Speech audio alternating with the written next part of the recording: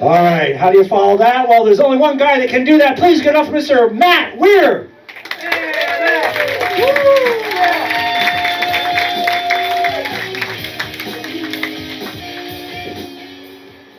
All right, good evening, everyone. Wow, tough act to follow. So, I've been putting on a few pounds over the last few years, and I recently noticed that this was becoming a problem when I found a very large dad bod shaped impression in my mattress. Nothing on my wife's side of the bed, just on my side. I guess you can say I literally put the mat into mattress. I promise there's only one more dad joke tonight. Sometimes I let my dog sleep on my bed, and if they come to my side of the bed, they end up at some point in the middle of the night rolling into this indentation and getting stuck beside me with their little paws stuck up in the air. It's an old memory foam mattress, but I guess over the years it's been slowly losing its memory. I was wondering, if I sprinkle a little ginkgo biloba supplements on it, if it'll fix the problem. And in addition to this large indentation on my side of the bed, it's almost like there's a kind of a speed bump in the middle of the bed. And this speed bump is becoming so big that I can barely see my wife on the other side of it. On a Saturday night, if I'm feeling a little bit frisky and the astrological signs are just about right, I try to make it over to cross the continental divide and make it over to the other side of the bed. And it kind of looks like a scene out of the rock climbing documentary Free Solo. Sometimes I don't make it to the other side, usually if I've drank too much, and I end up rolling back into my pit of despair, and I just cry myself to sleep. But sometimes I do make it, but the journey was so long and arduous that by the time I get there, my wife is already asleep. Well, I think the settlers had an easier time during the Great Westward Expansion back in the 1800s. At least they had a mountain pass in Wyoming, and they found gold in them there hills. Being the cheapskate that I am, I tried to come up with some solutions to fix this big indentation problem in my mattress. The first one that I thought of was, pretty obvious. Let's flip over the mattress, right? But unfortunately, there was a dad bod shaped mound on the other side of the mattress, so that wasn't going to work.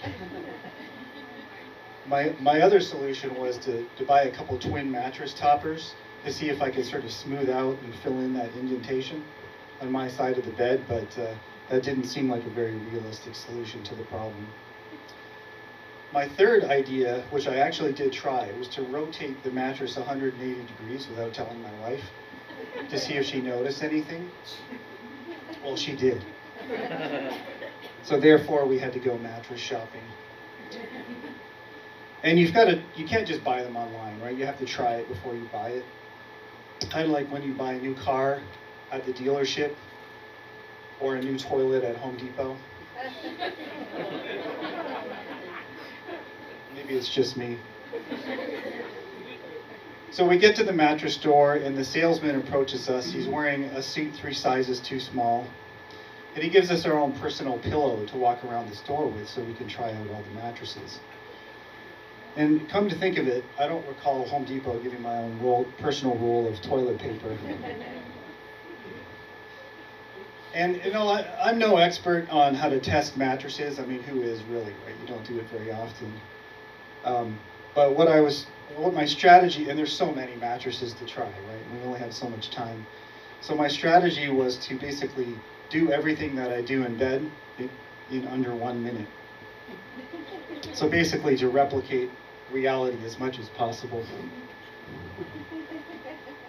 They tell you, I was surprised at how expensive mattresses are these days, and I was thinking that, after I buy one, I probably won't have enough cash left to stuff in it.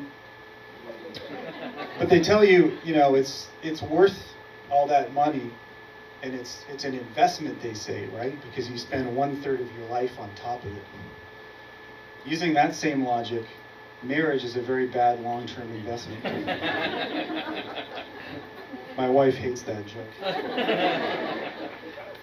In fact, when I was leaving for the show tonight, she was yelling something to me from the front door, and I think it sounded something like, "Keep my name out your fucking mouth." So they've got these adjustable bases now, right, for mattresses, kind of like a hospital bed where you can adjust the feet position and the head position. Are there any adjustable base people out there tonight? Okay, I see a few seniors at the back are applauding that one. Well, anyways, being the cheapskate that I am, I'm attracted to this one mattress at the front that seems really inexpensive. So I lie down in it, and I tell the salesman, "This actually doesn't feel so bad." And he says, "Sir, that's a box spring." So, you know, my wife and I try out a few mattresses, and you know, it's a little odd when you're lying in bed with your wife and the salesman's leaning over you asking you how it feels. But after trying a few, we haven't found one quite right yet. And then my wife eyes something at the back of the store. It's like this mattress VIP section, right? It's got a velvet rope, red carpet and all. And I know it's a bad idea going back there because it's probably super expensive, but she insists. And I had to slip the doorman a $10 bill just to get back there. And it didn't even include bottle service. So now we're looking at real budget-busting mattress brand here. And the salesman tries to impress us by saying, "This mattress company is based out of London, England. And they've been in business since 1901. I tell him, "That's not so impressive. My current mattress is from that same century." But then he says, "Ooh, this same mattress is the one that they used on the Titanic." So my first question is there a discount due to the water damage? My second question is, was this the same mattress that the third-class Irish passengers used on the bottom of the ship? So now I've got this, unfortunately, I've got this image of the sinking Titanic in my head, and I'm picturing all these poor British passengers who died, you know, they froze to death, clinging on to this particular mattress brand floating into the North Atlantic. Not the Irish, of course. They went down with the ship with their shitty Beauty Rest box spring mattresses. So now my wife and I are lying on this one particular mattress that's called Opulence Supreme. And the salesman tells us this whimsical story of all the materials that go into the manufacturing of this mattress. He says each mattress is handmade to order in London, England, using the finest ingredients, including cotton, cashmere, British fleece wool, from grass-fed sheep that are massaged once a week. And then it got weirder. Handfuls of wool from the vacuna, an elusive llama-like creature that lives high up in the Peruvian Andes that has the most sought-after wool in the world. And let's not forget the hand-teased Austrian Moosburger horsetail. What the hell's a Moosburger? I'm beginning to wonder, I mean, I've had buffalo burgers before, but I'm beginning to wonder whether these animals are real or if they're from The Lion, the Witch, and the Wardrobe. And also, if you hand tease a Moosburger, does it get angry and kick you? Or does it blow its load and then just fall asleep? So many questions running through my head. And then he brings over a box of this hand-teased Austrian Moosburger horsetail, and he says, "Sir, feel it." So all I can say is that it looked and felt like giant pubes.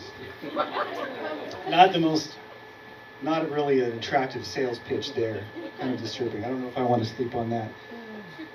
So I'm a little skeptical about this particular mattress.